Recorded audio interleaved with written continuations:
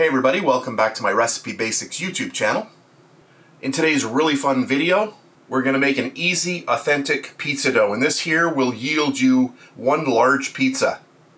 I have 146 grams of room temperature water, 225 grams of flour. I am using pizza flour, but you can use all-purpose flour as well.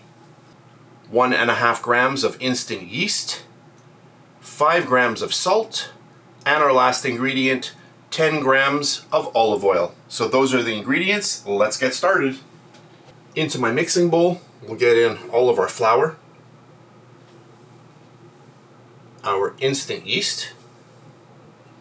I like to always stir that in to hide that yeast in that flour. And then we'll add in our salt. Give that a little bit of a stir. That's good. And then our olive oil. And if you don't have olive oil, you can use vegetable oil or canola oil. That's good. And the last ingredient, our water. We'll just get all of that in there. And that is it for the recipe.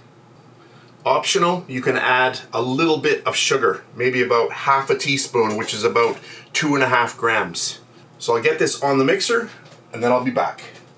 For today's recipe, I am using the spiral dough hook. If you want information about this mixer, you can check it out in the description box below the video. This here is a brand new mixer by KRAFTSMAN. So I'm going to drop this down, turn it on. It's got a nice little digital display on this side that you can't see. I'm going to get it up to speed number 2, and I'm going to knead this for 14 minutes. So I'll let that go, and then I'll be back. Alexa, set a timer for 14 minutes. 14-minute timer started. Hey everybody, that is my 14-minute timer. We'll just lift this up. You can see how nice that dough is.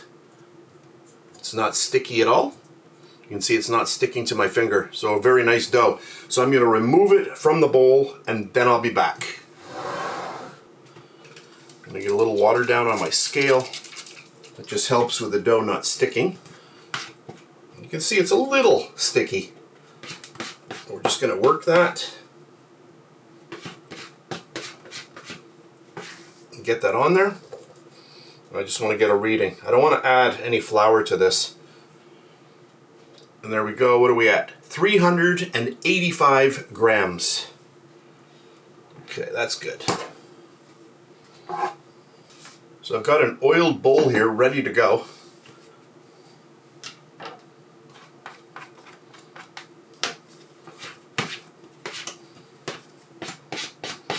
I'll get it like that. And then, if I'm quick, I'll get it into a nice little dough ball here. Now usually I flip it upside down and push, but I don't need to because it's all one piece. But look at this, just a few very quick twists and you can see how nice this is becoming. So you're going in like this and you're pushing inward as you twist like this. And you can see how nice that is. Look at that, a really nice dough ball. So then I'm going to grab it and get it right into our bowl here. Let's check that out. There we go. Okay, that's good. So the only thing left to do is just spray the top with a little bit of oil and then cover it with plastic wrap. So that's what I'll do now and then I'll be back. So there's our dough, sprayed with a little bit of olive oil. And then our last step, let's just cover this with a little bit of plastic wrap. And there we go. That's how easy it is to make authentic pizza dough. At this point, you have a couple of options. If you want to use this today, so you've just made it, you want to leave it on your counter at room temperature for about an hour and a half, 2 hours maximum, and then you are ready to use it. So then you'll press out your dough, add your sauce, your cheese and your toppings, and bake it the way you like to do it. Option B, you can leave it on your counter for about 30 minutes, which is what I like to do, just to ensure that the yeast is really starting to generate correctly. And then after the 30-minute period, I put it into the fridge either until tomorrow or the next day. So either for a 24-hour cold slow ferment or a 48-hour cold slow ferment. The longer it sits in the fridge, the more flavor is developed. In your standard kitchen oven, you want to aim for about 8 to 10 minutes at 550 degrees Fahrenheit, which is about 288 degrees Celsius. So that's it for this video. I'm going to end it off as I usually do with a few photos that I took after I baked my pizza. So thanks very much for watching. If you enjoyed my video, please give me a thumbs up, subscribe if you wish. And if you're on Facebook, I'm also over there at Bake Like a Pro. That's it. Thanks for watching.